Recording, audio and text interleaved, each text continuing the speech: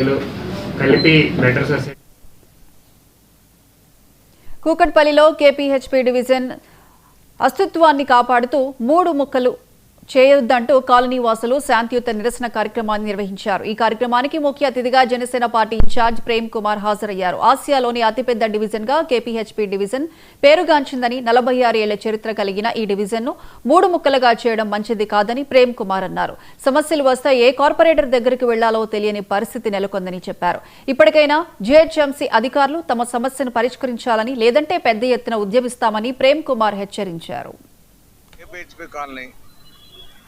ఆసియాలోనే మరి ఈరోజు పెద్ద కాలనీ, అలాంటి కాలనీని 3 ముక్కలు చేసి ఒక సిస్టమ్ లేకుండా మరి చేయడం జరిగింది.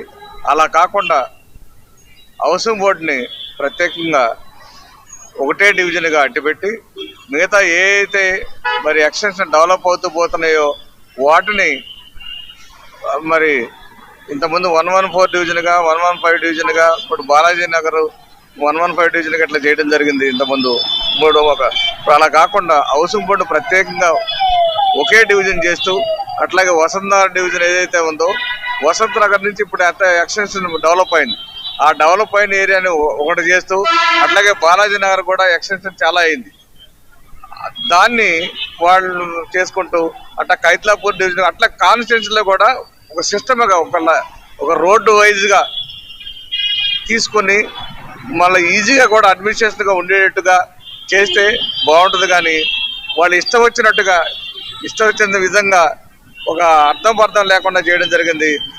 కేపీహెచ్పీ